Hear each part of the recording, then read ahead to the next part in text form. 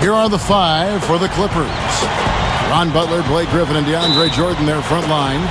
Chris Paul is out there with Willie Green. And for the Lakers, Kobe and Matt of the wings with the big Pau Gasol at the 4. Howard is out there with Duhan. Now here's Green. Nice D by Kobe. He feeds it to Duhan. Over Paul. Duhan's shot is off. And you know, guys, Caron Butler was a solid addition to the Clippers last year. He signed a 3-year deal, which was surprising given that he was coming off major knee surgery. But he gave the Clippers the outside shooting small forward that they needed. And so the Los Angeles Lakers get the first points of the ballgame. That's good. You know, if he's got the ball in his hands and the basket in his sights, he's going straight to the rack. Griffin on the double team. Ball's knocked loose and taken away by Paul.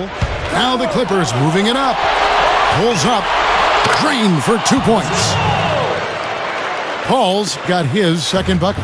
And you mentioned Butler's outside shooting, Steve. Important for the Clippers to be able to spread the floor with Paul and Clark, Blake Griffin. Yeah, Butler actually spaces the defense out and keeps them honest. Paul is their pick and roll operator, and obviously Griffin gets it done in the paint. Now here's Paul. After the miss from Pau Gasol. Butler dishes to Jordan. They kick it out to Green for 3. No luck. And the Lakers take it the other way. Last time they came together was in Los Angeles, where they fell to the Clippers. They played a very physical game the last time they got together, and it had a lot to do with them coming away empty. There were just too many key players in foul trouble by the time the fourth quarter came around. And when you play against him, guys, you know that it's going to be very tough to deny him if he gets in close. So you've got to body him. You can't let him get positioned down by the hoop. Otherwise, he'll just torture you down there. But something else about him that might not get the attention it deserves is what he provides for them defensively. I mean, he's the glue, the Velcro that holds them together at that end of the court. Bryant and Jordan with the block. Butler kicks to Griffin. That is good. Griffin's got his first bucket of the night.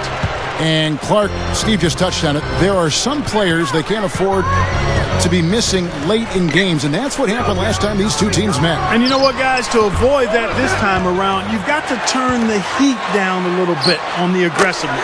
Idle it down just a notch, because if you don't, an opponent can make that work against you. Let's go quickly over to Doris Burke for an update. Kevin, I was able to catch up with Vinny Del Negro. One player he doesn't want to overlook is Pau Gasol. He said Pau has that hook shot that is nearly impossible to guard, and that most of their defense on Pau will be centered around denying him the ball and forcing him to catch it away from the basket. We'll see if they can execute that plan, guys. Thanks, Doris. Here is Duhan, following the basket by Blake Griffin. World Peace gets the screen from Gasol. World Peace, the pass to Howard. And it's blocked by Jordan. Butler kicks to Green. Back to Butler. Paul left side. Griffin a screen on Howard. Paul with the ball. And it's Howard picking him up. Griffin sets the screen for Paul. Over Duhan. Again, the Clippers. Oh, a nice little trend developing here, fellas. I mean, that's 8 of their last 10 from inside the paint. Yeah, they're getting high percentage looks down there. Their offense is really clicking. I don't see why they wouldn't just continue to pound the ball inside. Big group substitution here for the Lakers. Jordan Hill, he's checked in for Howard. Jamison comes in for Pau Gasol. Jody Meeks, he's checked in for Kobe. And Darius Morris subs in for Chris Duhan. Now, here is Morris. World Peace on the wing. Covered by Barnes. World Peace dishes to Jamison. The good-looking shot from the wing. He exposed a flaw in the defense. No way they're supposed to be giving him that shot. And Antoine Jamison is a player who can help any team in the league with his scoring. And as he gets later in his career, getting older, he's still chasing that elusive title. He's actually never made it past the second round of the playoffs. Good on the shot. Well, he did a nice job of getting himself into just enough of an open area to find that spot for his shot. Stolen by Bledsoe. Now the Clippers moving it up.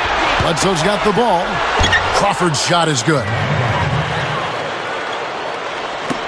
Here's Morris.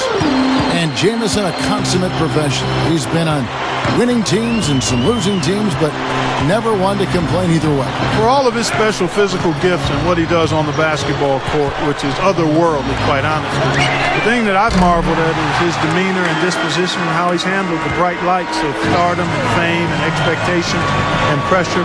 Really, since he was 15 or 16 years old, this guy has always carried himself much older than he is, and nobody's perfect.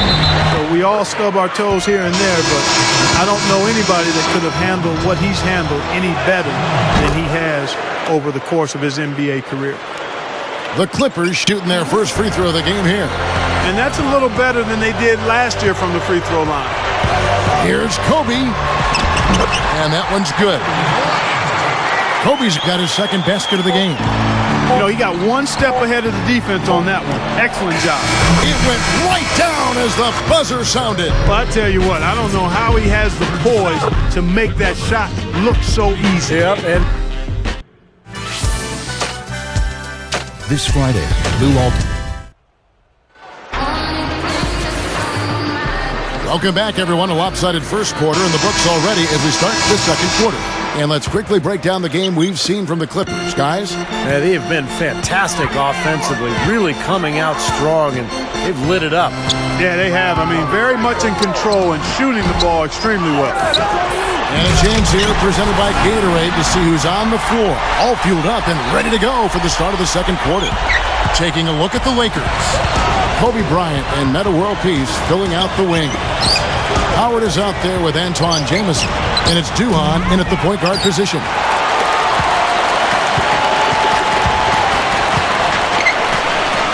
Passes it to Kobe. Pass to Jamison. The fadeaway. The Clippers grab the miss. They come in fresh off a win against the Warriors. And they had such a balanced offensive approach in winning that game. You love to see a team that can get it done in so many different ways. Yeah, it was really a rich and diverse attack, and why not? Every approach worked for him. Kobe gets a screen from Howard over Crawford. Again, the miss by Kobe. Shot seems to be a little awry today, just off a fraction. They've got to have him pick it up, though, and soon. I'll tell you what, the mid-range shot is not the easiest one to make, but when you've got daylight like he had there, I mean, those are shots you want to make. And in just a second, we'll get back to the action. But first, let's hear what Damon's got for us in the studio. Damon? Thanks so much, Kevin. Let's quickly bring up the scores from the games that already are in the books. For Memphis, it was a win against the Kings in Sacramento. They've now gone 3 for their last 4.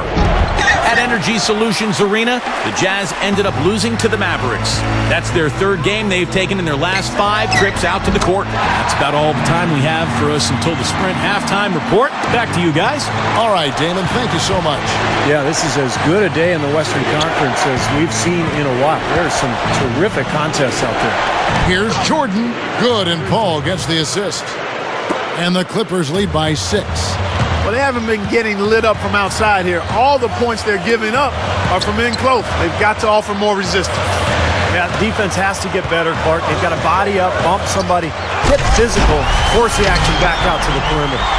Now that's how you execute an alley-oop there, fellas. And with an exclamation point, too, on the finish, throwing it down hard. What a terrific play on both ends. You know, I heard an interview with Kobe. They asked him when he knew he was special at basketball. And he said he scored 60 points in a game back when he was 6 years old. 60. Paul gets a screen from Griffin. Paul kicks to Griffin. He dishes it to Butler. Good ball movement here by the Clippers. Kicks it out to Paul. Easy shot. You know what? And the Lakers take it the other way. And Steve Kobe obsessive about the game at a young age. Even at 6 years of age, he was already focused on developing his left hand. You know, his dad played in the NBA for such a long time, guided him along, grew up basically in Italy where his dad was coaching pro basketball. Markey was exposed to so much that obviously from a very early age, he was very focused. Well, Joe Jellybean Bryant, his dad, who played a long time in the NBA, 9+ years, and then another 7 in Europe or so. So he's been around the game and has grown up in what has been the family business for Kobe. Looking at who's out there now for the Lakers. Pau Gasol's checked in for Hill. Jamison comes in for Meeks. And it's Duhon in for Darius Morris. Here's Crawford. He sinks the 11-footer. Crawford's got 10. They double him with Butler. Back to Jamison. Duhon passes to Jamison. And Turioff pulls it down. Well, you know what? You really expect him to knock that jumper down when he gets a good look like that. Paul dishes to Crawford. Lets it fly from 18. There's the bucket. Good. And it's a 4-point Clipper lead. Well, that's been nice, efficient work, guys, that he's been doing. I mean, we haven't seen him take many bad shots, and that's the sign of a mature, poised player. He might not get a better look than that all game. You have to get closer to him. He's not going to bite you. Get up in him. Straight up, and Griffin slams it in. Step aside, step aside. We've got the big fella coming through. That is a powerful brand of basketball right there. Man, an amazing putback. You just love the effort from this guy. Here's Duhon. There's the feed to Howard. That drops, and it comes off an assist from Duhon. 14 points for Howard. You know, it is really hard to miss shots that close to the basket. He kicks it to Crawford. Back to Paul. Paul, right side. The drop step. That is good. Paul's got 8. Great move to get to the bucket and lay that one in. He's got the softest touch around the basket. Impressive. Now the dish to Duhon.